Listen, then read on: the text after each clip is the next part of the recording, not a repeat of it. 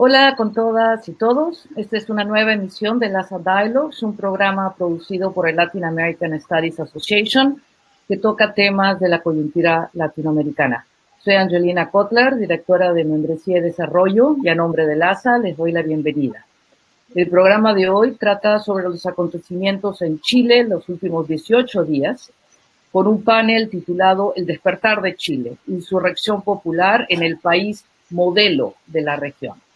Estarán con nosotros Juan Pablo Luna, profesor de Ciencias Políticas de la Pontificia Universidad Católica de Chile, Rosana Castiglioni, profesora de Ciencias Políticas de la Universidad Diego Portales, y Luis Cárcamo Huechante, profesor del Departamento de Español y Portugués, director también del Native American and Indigenous Studies en la Universidad de Texas en Austin, y miembro fundador de la comunidad de historia mapuche basada en Temuco, Chile.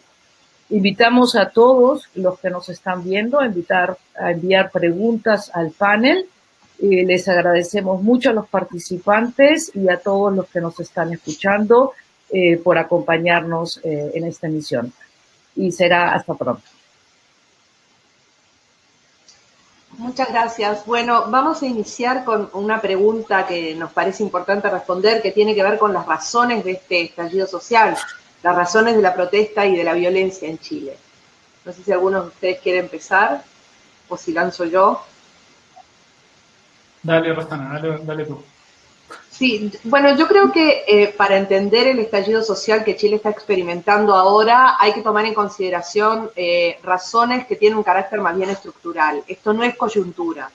Hay un estallido efectivamente volcánico que responde, por un lado, a un aumento en las tarifas de transporte y, por el otro lado, a un muy mal manejo por parte del gobierno, pero las razones de este estallido, las razones de que este volcán explote, tienen que ver, creo, con tres aspectos centrales. Por un lado, una expansión muy vertiginosa de sectores medios altamente precarizados. La reducción de la pobreza tuvo como contracara un incremento de estos sectores de ingresos medios, pero que son sectores de ingresos medios que no son elegibles a beneficios sociales, que tienen bajos ingresos, que gastan más de lo que ganan y que perciben las inequidades de un sistema social que está altamente marketizado y segmentado. Una incorporación muy vertiginosa de esos sectores medios, pero esa incorporación también generó altas expectativas que el modelo chileno no ha sido capaz de colmar. Entonces, esas clases medias o esos sectores de ingresos medios precarizados, enojados, enrabiados con estas desigualdades, salen a la calle a protestar, a exigir nuevos o mejores beneficios. Desde el año 2006 tenemos olas de protestas sucesivas, pero se encuentran con una institucionalidad rígida que fue construida bajo la dictadura militar, que no es capaz de procesar institucionalmente estas demandas. Entonces Chile está en un entuerto. O sea, estamos metidos en un problema gigantesco porque tenemos mucha presión para transformar lo existente y una institucionalidad que no puede hacerlo porque fue diseñada para mantener el statu quo. Entonces yo creo que este conjunto de factores explica el estallido social. Yo estoy de acuerdo con digamos, el componente estructural que es clave. A mí me gustaría hacer un par de puntos adicionales al diagnóstico de Rosana. Y tal vez, digamos, un punto para discutir un poquito más. Respecto al contexto estructural, yo creo que hay dos componentes, digamos, que a mí me parecen esenciales y que están un poco en esta presentación que hacía Rosana, pero que me interesa, digamos, puntualizar un poco más. Uno es que no estamos meramente hablando de una situación económica o socioeconómica, ¿sí? Sino que básicamente, digamos, yo creo que parte importante, digamos, del descontento y de la rabia tiene que ver con desigualdad en el trato y con desigualdad en la dignidad de las personas, ¿no? Eso se politiza en un contexto en el cual el país crece, la renta crece, la de todos crece, ¿sí? pero al mismo tiempo se distribuye muy mal y genera, digamos, situaciones, digamos, de abuso permanente, digamos, entre distintas clases sociales. Yo creo que acá lo que hay es un problema o un clivaje de clase que vuelve a emerger muy fuertemente. Pero que no solo tiene una base material muy tangible, sino que también tiene un componente en términos de desigualdades de trato y de abuso y demás. Y lo segundo, yo, digamos, a mí me gustaría discutir un poco la idea de la institucionalidad rígida. Yo creo que ese es un rasgo más bien del pasado, que va generando, digamos, la situación que tenemos hoy. Pero hoy yo no creo que el problema sea tanto la institucionalidad rígida, o sea, hay muchos cambios que ya se hicieron, el Parlamento es mucho más hoy fragmentado y plural de lo que era en la legislatura pasada. El problema fundamental es que en este proceso la clase política se separa de los sectores populares, gana crecientemente distancia de los sectores populares, pierde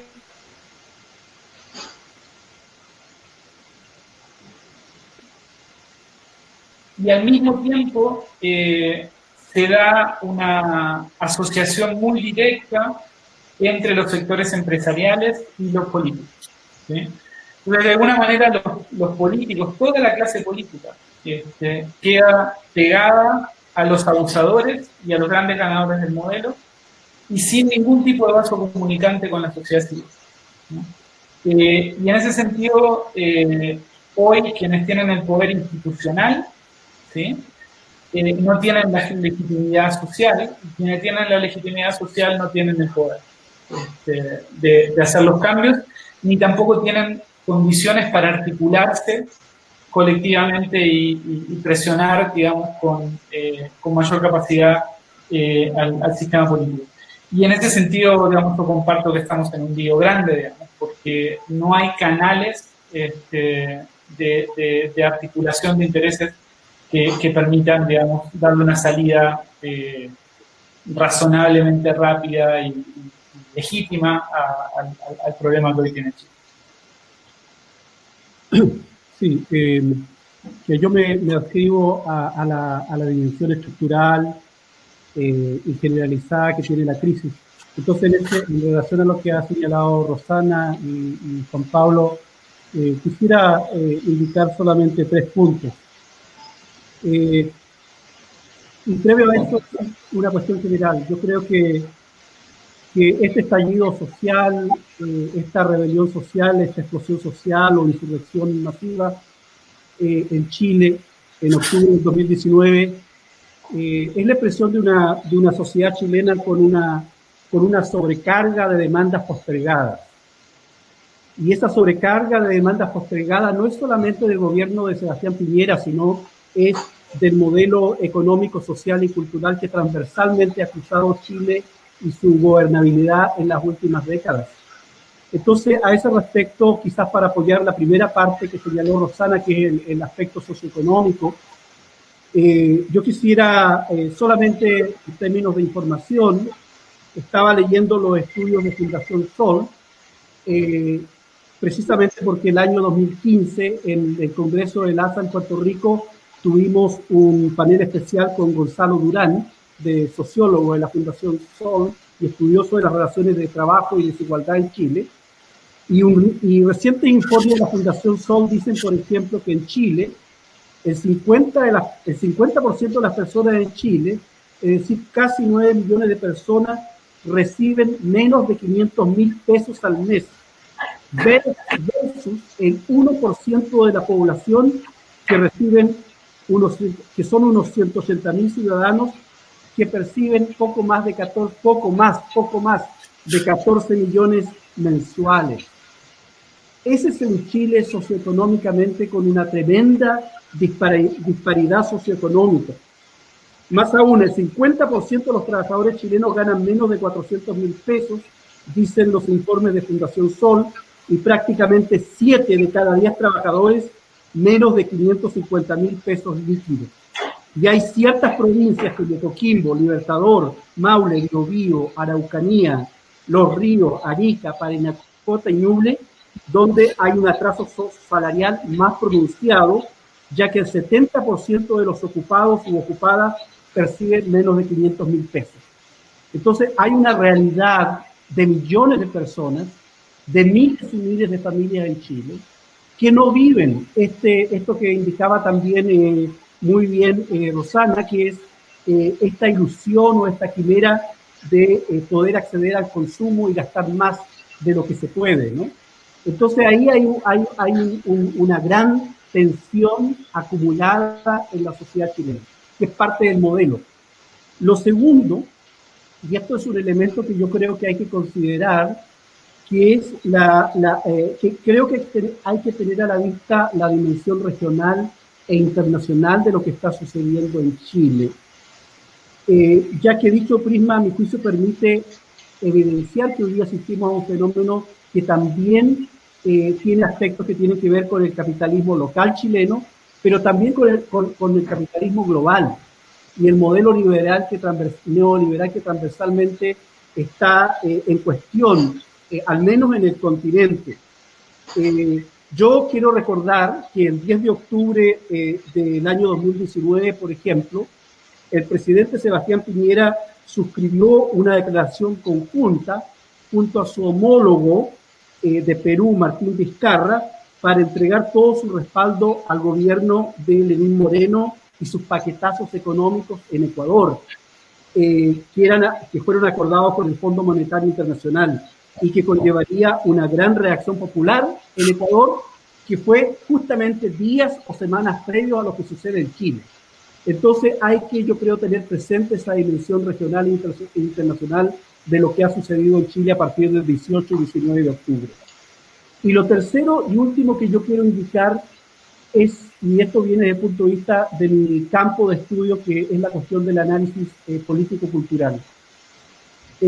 Una imagen que tal vez se fue, que tal vez quedó, que es esa imagen de la noche del 20 de octubre del 2019, que es Sebastián Piñera y los militares a su lado, casi una veintena de militares, no sé si recuerdan esa conferencia de prensa.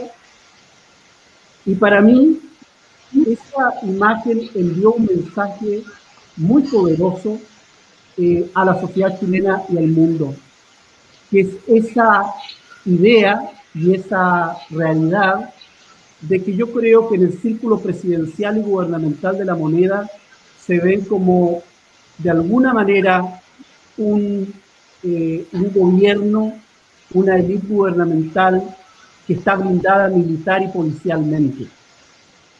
Y no es solamente el hecho que hayan sacado los militares a la calle, sino la violencia de esa imagen, a mi juicio. Porque esa imagen generó una dinámica de nuevo los militares en Chile. Una imagen que tiene que ver con la memoria psíquica, social y cultural del pueblo en Chile. Entonces yo creo que aquí hay eso que señalaba Juan Pablo, que no solo hay una dimensión socioeconómica, sino hay una dimensión, yo diría, social, psíquica y cultural. La violencia de esa imagen, generadora de terror, generadora de miedo, generadora de inestabilidad, yo creo que ha quedado ahí impresa, literalmente impresa, ¿no? Entonces, esos son puntos que yo quisiera colocar en relación a lo que, cómo veo la situación en Chile y esta crisis que hay hoy en día. Muy bien, muchas gracias. Solamente para los que nos están escuchando quería hacer una precisión respecto a lo que tú decías. 400.000 pesos, que es lo que gana el 50% de los trabajadores chilenos, son $540. O sea, la mitad de los trabajadores chilenos ganan menos de $540. Para los que tienen otra moneda, y el salario promedio asciende a $770 mensuales, también de los trabajadores. Tenemos algunas preguntas, yo creo que las podemos tomar después de una que me parece bastante importante, que tiene que ver con si esto es el fin del excepcionalismo chileno o si se trata de una crisis más del neoliberalismo global. No sé, Juan Pablo, si querés empezar vos. Dale, yo nunca creí mucho en el excepcionalismo chileno. Creo que es un cuento, digamos, ¿me escuchan? Sí. Ok, pero creo que estamos solos. Se fue Rosana, no sé. Sí, sigue nomás, Juan Pablo. Ok. Miren, mi impresión, digamos, por un lado es, concuerdo con Luis, digamos, que aquí hay una dimensión regional y global, que es fundamental para entender el proceso y para entender lo que estamos viendo en Chile. Pero también hay algunas características que son plenamente chilenas. Una es, digamos, y esto era un dato que quería aportar hace un ratito respecto a desigualdad. Hay que entender que el 1% más rico de Chile, digamos, complementando un poco los datos que daba Luis, se apropia del 30% del PBI hoy, ¿no? en el país. En Estados Unidos está toda esta discusión sobre los super ricos y sobre the New Gilded Age y la plutocracia americana. Esa plutocracia americana se apropia de un 20% del PBI americano, que además es más grande, ¿no? Entonces, el nivel de desigualdad es realmente mayor que incluso en otras sociedades neoliberales, ¿no? Y por otro lado, digamos, parte de, por lo menos desde la ciencia política, de la dimensión modelo del caso chileno, tenía que ver con la estabilidad de su sistema de partidos, con la institucionalización de su sistema político y cómo eso generaba condiciones para el crecimiento económico. Y a mí me parece, digamos, que queda claro hoy, digamos, que eso era más bien una ilusión generada por las métricas, digamos, con las cuales nosotros observábamos estos fenómenos, pero que no tenía o no se condecía con el nivel de legitimidad, organización, penetración que los partidos políticos, por ejemplo, tienen en la sociedad. Luis hablaba de la crisis ecuatoriana reciente, y uno podría decir básicamente lo mismo del caso argentino, incluso si uno se va a las imágenes de saqueos en 2001-2002. Pero en esos casos, aún en esos casos, había organizaciones atrás del movimiento y atrás de estas acciones violentas que de alguna manera organizaron los saqueos, organizaron las movilizaciones, pero también luego fueron capaces de negociar una salida y de concertar una salida. Eso en Chile no está. Y no está porque tenemos 30, 40 años de una sociedad civil quebrada, fragmentada y disociada del sistema político. Entonces, a mí, más que hablar del fin del modelo chileno, a mí lo que me parece más razonable, digamos, hacer es decir, bueno, en realidad, cómo, digamos, hoy nos están explotando en la cara dimensiones ocultas o subyacentes, porque decidimos mirar otras y porque, digamos, eso de alguna manera estaba más bien alineado con esta idea de generar condiciones para el crecimiento económico y generar condiciones para el chorreo socioeconómico. Pero eso, digamos, yo me gustaría más intercambiar que monologar. ¿Quieres seguir tú? Por favor, que yo estuve desconectado un ratito. Sí, a propósito de la desconexión, bueno, ese es un punto que estaba tocando Juan Pablo, ¿no? La desconexión entre la esfera de la representación política en Chile y lo que ustedes, los cientistas políticos, denominan sociedad civil, ¿no? Y esto ha sido dramático, ¿no?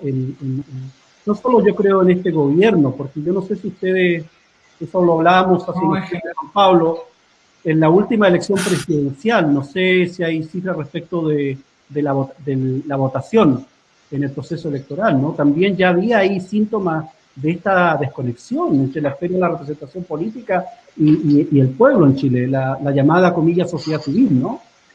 Hago esa pregunta a ustedes como cientistas políticos. Sí, había, digamos, desde hace mucho tiempo hay, digamos, una caída significativa en la participación electoral, ¿no? Y de alguna manera este es un parlamento que ha sido elegido con menos o cercano al 50% de la población en edad de votar, ¿no? Entonces, digamos, había síntomas de eso. Yo algo que quiero añadir, digamos, porque a veces, digamos, se tiende a pensar, o me parece que pensamos que la sociedad civil está articulada. Y parte del modelo tenía que ver con quebrar a la sociedad civil, también a nivel territorial, ¿no? Y en esta idea de comodificar y volver commodity y competitivo todas las instancias y todos los bienes públicos posibles, ¿no? Entonces, si uno va a nivel territorial, a nivel de los barrios, ¿sí?, encuentra 3 o 4 organizaciones muy bien articuladas, muy chiquitas, con intereses muy comunes entre sí, pero que están todos peleados porque el municipio le dio un proyecto a una y los otros 3 no lo ganan, ¿no? Entonces, creo que también parte, digamos, del problema que tenemos es que tenemos como esta microfragmentación organizacional de gente que de alguna manera tiene una unidad de intereses, pero que había sido quebrada por una lógica del sistema que tenía que ver con ponerte a competir por recursos, incluso, digamos, para comprar, no sé, una fotocopiadora para un centro de madres en una municipalidad. Y la fotocopiadora la ganaba uno y la perdían los otros 3, ¿no? Entonces, de alguna manera, yo creo que lo que está por debajo de lo que denominamos sociedad civil es muy plural. Luis, yo creo que tú sos el indicado para hablar del tema mapuche, pero también en términos, uno mira a comunidades mapuche, ¿sí? Y esto tiene que ver con digamos, razones históricas, digamos, de la heteronomía de la organización mapuche, digamos, pero uno va a comunidades muy cercanas y encuentra que están peleados, que están fragmentados, tienen, digamos, intereses muchas veces en conflicto, ¿sí? Y es muy difícil hoy representar, para nadie, representar al pueblo mapuche, me parece, ¿no? Entonces, eso que vemos en ese caso, que para mí me parece bastante evidente en ese caso, yo creo que se refleja, digamos, también en otro tipo de organizaciones territoriales en todo el país. Sí, yo lo que quería agregar al respecto también es que para entender el modelo chileno hay que entender 2 pilares fundamentales. Un pilar tiene que ver con un documento muy interesante, si no lo conocen les recomiendo que lo lean, que se llama El Ladrillo, en inglés The Brick, que fue un proyecto, digamos, fue el proyecto de desarrollo socioeconómico que elaboraron los Chicago Boys antes del quiebre democrático para la campaña electoral que perdió Alessandri finalmente, que era el candidato de la derecha, pero que se implementó durante el gobierno militar. Ese documento tenía como 2 principales componentes. Por un lado, una crítica muy fuerte a lo que existía, al estatismo, al atraso agrario, a los extremos niveles de indigencia, etcétera, y otro componente que era una serie de recomendaciones y medidas que tenían como propósito fortalecer a los actores privados, introducir medidas para fomentar el crecimiento, pero desde una perspectiva hipermarketizada, con un rol subsidiario del Estado. Esto quiere decir que el Estado solamente participa cuando el mercado y las familias no lo hagan. Entonces, el otro elemento que traía consigo era un objetivo, digamos, por despolitizar y desmovilizar a la sociedad civil.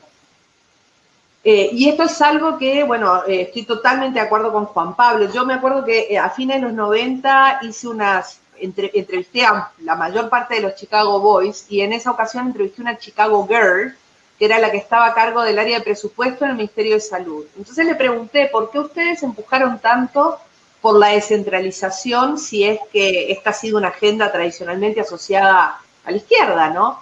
Y ella me dijo, bueno, porque cuando tú descentralizas, lo que haces es quebrar la acción colectiva. En lugar de tener un gran sindicato marchando por la Alameda, en lugar de tener una gran organización social, lo que tiene son 600, porque son 600 y tantas las municipalidades, ¿no? No, 300, perdón. 350. Sí, 350. Entonces, el punto es que había un objetivo político detrás de estas medidas también.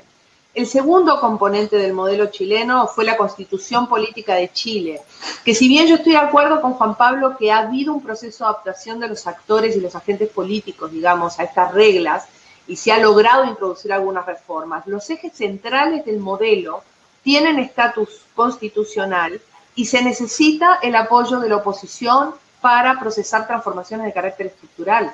Entonces, si bien hemos tenido transformaciones, yo no creo que ninguna de las transformaciones que hayamos tenido tengan naturaleza estructural. Y tampoco estoy con esto diciendo que debería haberla tenido. Lo que estoy diciendo es que simplemente eso no se puede hacer, porque el estatus, digamos, o las reglas del juego no lo permiten, porque hay un montón de instituciones en Chile que tienen autonomía, el Tribunal Constitucional, el Banco Central, etcétera, entonces, que están fuera de las manos incluso de los políticos que realmente puedan empujar un cambio. Yo creo que en Chile está ya más que en otros lados, en parte porque esta fue la instancia más extrema de la adopción de un modelo que combina esta rigidez institucional con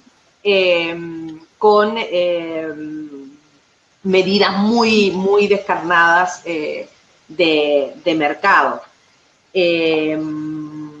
Sí, en ese sentido, Rosana, lo que tú estás diciendo, creo que desde mi punto de vista se conecta con esta idea que yo tengo de este gobierno trío gubernamental liderado por Sebastián Piñera y su coalición política, que es un gobierno que también ha exacerbado esa alianza entre gobiernos que están al lado del interés del gran empresariado y a la vez popular y socialmente son identificados con ese interés del gran empresariado, y por otra parte tienen la fuerza militar, ¿no? Y aquí quiero jugar con el escudo chileno, ¿no? Por la razón o la fuerza. La razón empresarial y la fuerza militar y policial. Y aquí voy a la parte mapuche, porque eso lo hemos conocido en el territorio mapuche, porque esto es una historia neoliberal, pero es una historia también colonial chilena.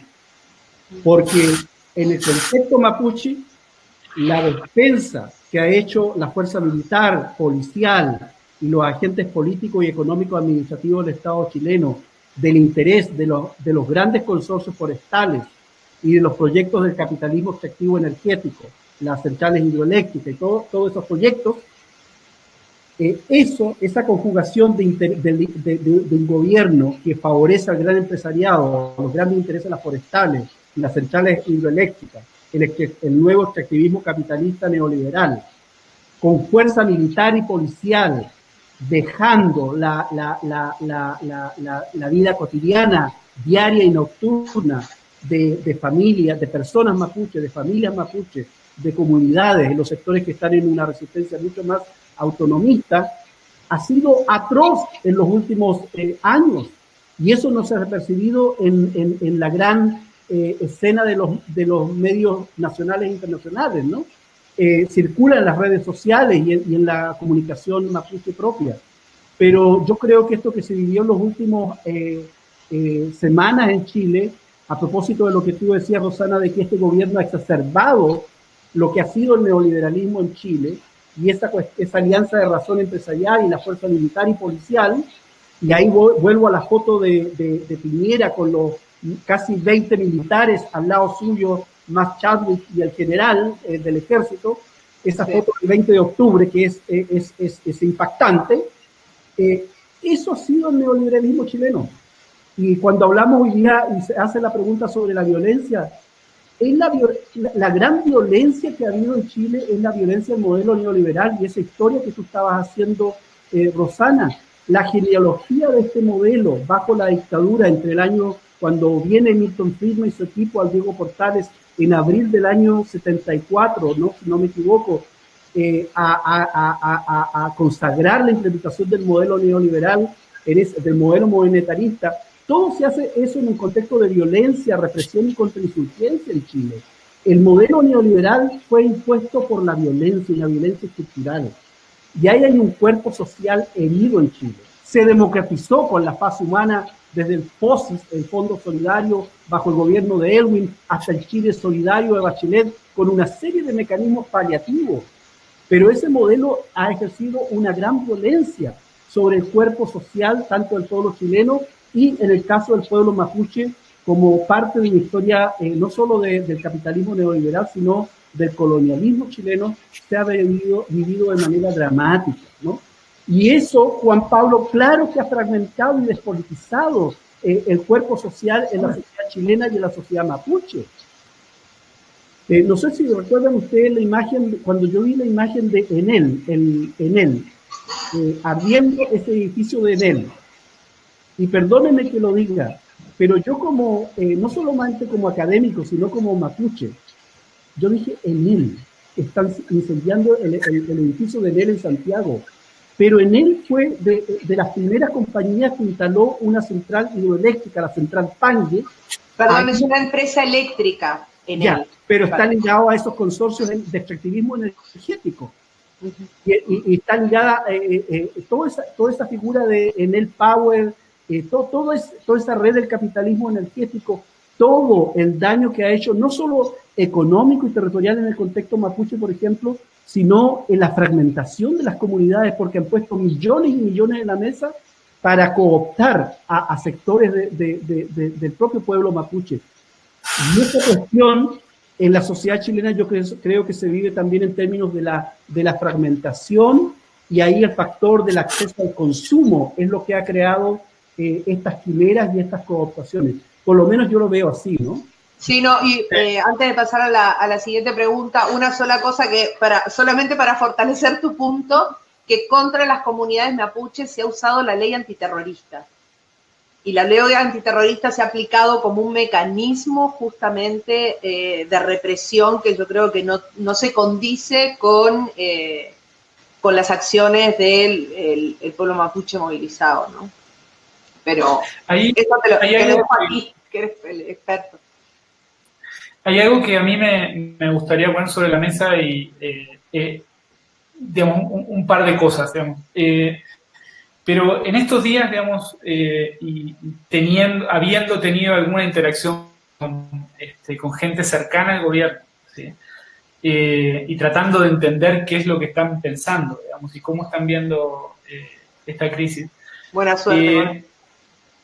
No, o sea, pero yo creo que hay, más allá, digamos, de esta cuestión más, digamos, de intereses económicos y de la fusión de intereses entre este gobierno y los sectores empresariales, yo creo que también hay un problema y uno lo ve muy claramente, digamos, interactuando con esta gente o tratando, digamos, de entender qué es lo que está pasando, que tiene que ver con problemas cognitivos.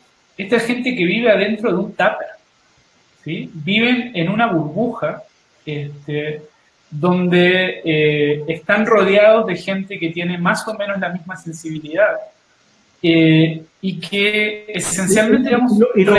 Y lo otro, Juan Pablo, que es lo que no se discute mucho en Chile, y a mí me sorprende eso, pero sí desde el punto de vista de la intelectualidad mapuche lo estamos discutiendo, que es que esa élite pro-empresarial, pro-neoliberal, que está en el palacio, en la moneda, es una élite blanca, rubia, del criollaje chileno, que viene de... Por supuesto, de 8 colegios. Aquí hay también un neoliberalismo racializado, ¿no? Que no es de acuerdo, que no es del común chileno mestizo, popular, de nosotros que somos los patojos, los que venimos también del pueblo mapuche, y también de los barrios populares chilenos, Entonces, ese otro Chile, que además a propósito de la proliferación de los malls entre principios de los 80 hasta fines de los 90 en las grandes ciudades de Chile, esa gente además, esa élite que se ve a sí misma, rubia, blanca, que vive desde Vitacura hacia arriba, es una élite además que no compra ni siquiera en los malls de Chile, viene a Miami a comprar los fines de semana o cada 15 días, ¿no? Y uno lo ve en los aviones cuando viaja a Estados Unidos. Entonces, están en otro mundo. De acuerdo, pero en ese sentido yo creo que también no es solo un problema, digamos, de intereses, sino que es un problema cognitivo. No entienden lo que está pasando, no pueden empatizar con lo que está pasando y no pueden generar soluciones para lo que está pasando. Y no tienen redes con las cuales solucionar, ¿sí? o empatizar. Y en ese sentido, algo que también para mí es clave en el modelo y que no hemos discutido es una visión muy chilena respecto a que la política pública se encara desde la tecnocracia, ¿sí? O sea, puede que emerjan problemas desde la sociedad, pero las soluciones vienen desde una élite técnica que también es blanca, que también es socioeconómicamente muy privilegiada, que probablemente estudió en Estados Unidos y que tiene, digamos, soluciones técnicas para los problemas de la gente, ¿sí? Y para mí esa es una de las claves de por qué al gobierno no le ha funcionado lo que ha tratado de hacer, que es tirar un paquete de medidas técnicas, ¿sí? Pero que no entienden la razón política del problema, que no entienden realmente, digamos, qué es lo que está por detrás y que por tanto no generan ningún tipo de reacción o de relegitimación de la acción de gobierno, ¿no? Porque están desconectados. Entonces, yo solo quería poner eso, digamos, sobre la mesa. Lo otro, digamos, respecto al modelo y reafirmando un poco lo que decía Rosana respecto a las claves constitucionales que yo entiendo que son importantes. Una de las claves constitucionales tiene que ver con la autonomía de Carabineros, ¿sí? Carabineros es una fuerza autónoma del poder político, no hay control civil de Carabineros, ¿sí? Y ahí hay, yo creo, más allá, digamos, de esta acción, digamos, aparentemente unificada, también hay una lucha de poder y asimetrías de información muy profundas entre lo que está pasando en la calle, lo que está haciendo Carabineros y lo que está decidiendo la moneda, ¿no? Y ahí, obviamente, digamos, un problema fundamental es, digamos, abrir la puerta a la represión sin tener capacidad de controlar civilmente desde el poder civil las fuerzas de orden, ¿no? Esa es una clave de la transición chilena que también explica lo que ha pasado, me parece. Una de las preguntas que teníamos planteadas tenía que ver con un poco lo que se viene, ¿no? Y yo creo que en el fondo, ¿por qué el cambio de gabinete no dio los resultados esperados y por qué las reformas que el gobierno propone tampoco han logrado aplacar los ánimos? Y yo creo que esa pregunta se vincula mucho con lo que recién nos planteaba Juan Pablo. El gobierno trató, o sea, cuando estalla cuando se produce el estallido social, cuando empiezan las primeras protestas, el lema evadir, no pagar, otra forma de luchar, que fue el lema de los jóvenes que trataban de forzar la entrada al metro, las primeras reacciones del gobierno fueron absolutamente desatinadas.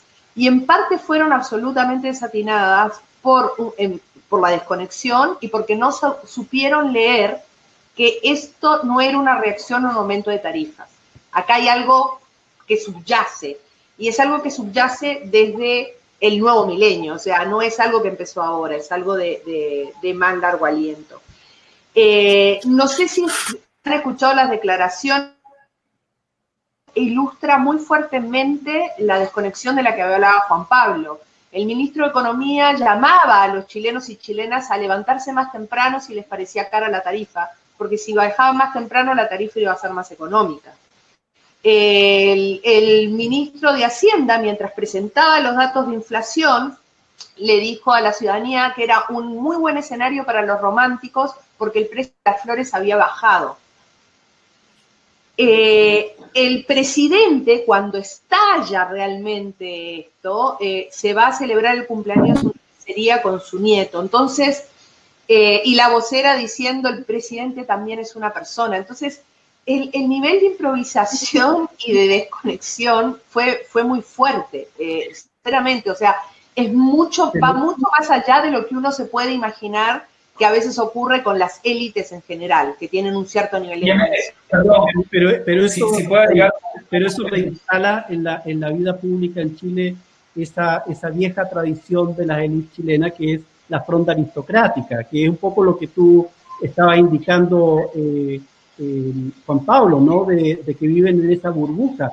Y esa es una burbuja pro-empresarial, pro-familias pudientes, pro una cierta élite política, pro intereses del gran empresariado y sus aliados también a nivel regional y global. Y claro que tienen esa desconexión, porque el oído lo tienen principalmente hacia ese mundo y dentro de esa burbuja autorreferente. Y yo quiero recordar que justamente hacia principios de octubre, el propio Sebastián Piñera había asistido al Encuentro Nacional del Agro Chileno. Y recuerden ustedes que allí él había expresado su apoyo al interés empresarial de rechazar completamente ese proyecto de ley que reducía de 45 a 40 horas la jornada de trabajo. No sé si recuerdan, ¿no? Y allí fue claro, Piñera, que su interés y su oído está hacia ese mundo empresarial, hacia esa burbuja de la élite empresarial chilena prioritariamente. Entonces, todo lo que viene del mundo social popular lo filtran de otra manera.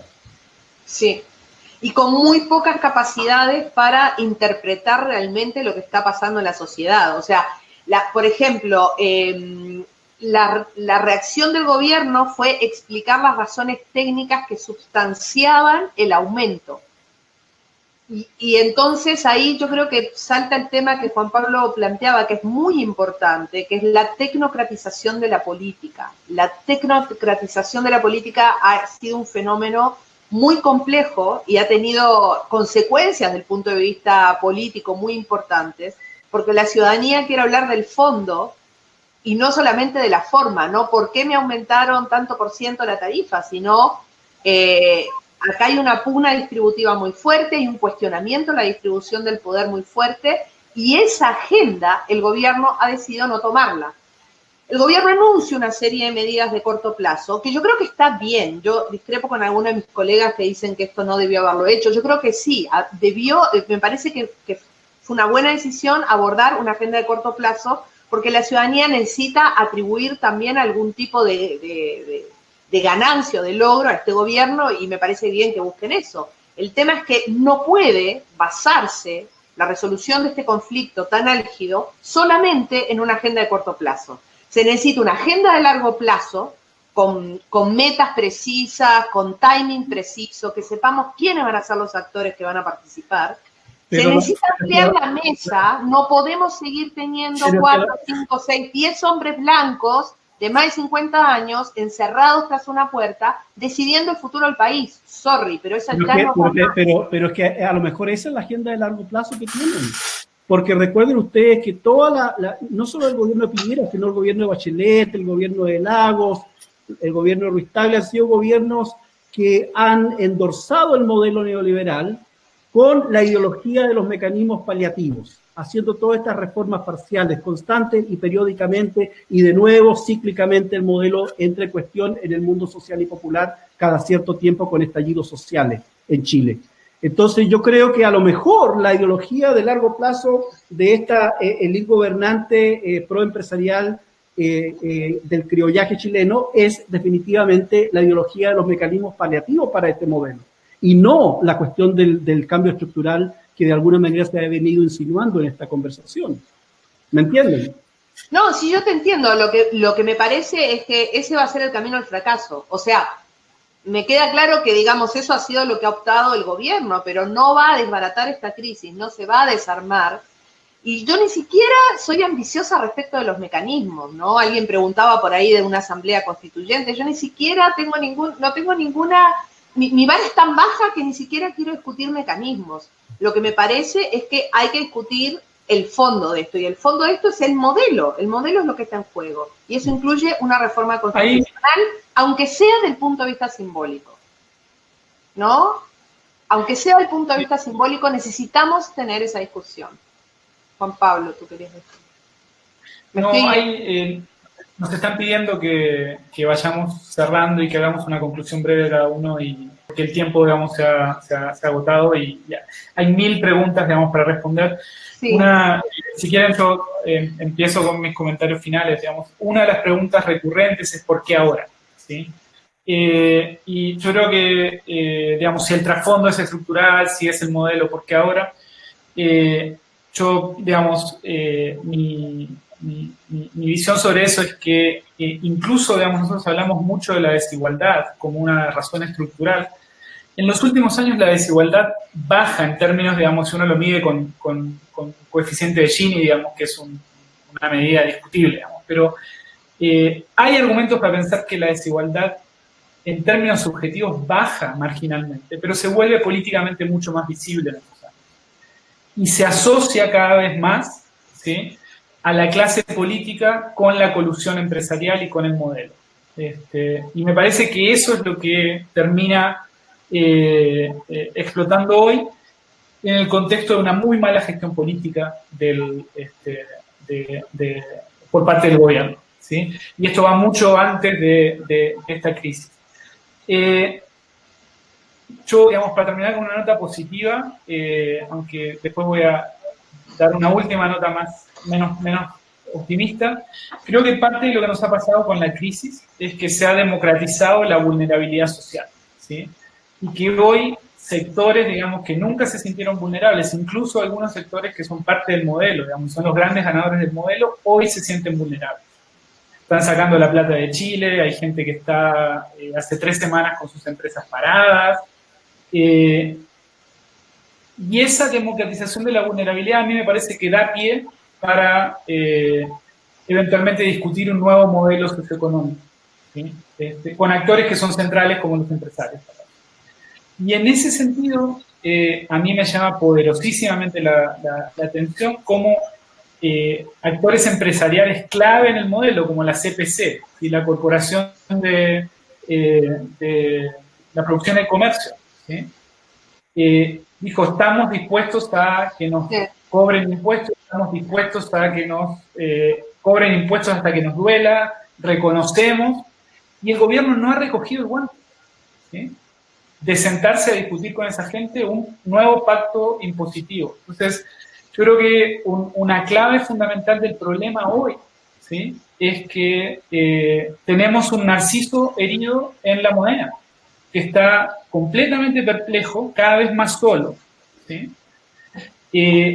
Solo incluso en el sentido de que me parece que parte del empresariado, ¿sí?, que nosotros pensamos desde esta lógica más sistémica, digamos, como muy asociada a Piñera, va a empezar a sacarle el piso a Piñera, ¿sí?, porque a nadie le sirve esta crisis, ¿sí? Y me parece que parte de lo que está saturando en la opinión pública, y es sumamente complicado en términos institucionales y en términos de el régimen democrático liberal, es que muchos actores del sistema y con peso en el sistema se han ido convenciendo de que el problema acá es Piñera, que parte del problema, digamos, además de todo lo estructural, ¿sí?, tiene que ver con las oportunidades perdidas que ha dejado atrás Piñera y con su empecinamiento en mantener claves del modelo cuando incluso los que más se benefician del modelo ya están diciendo hagan lo que sea pero pongan esto bajo control.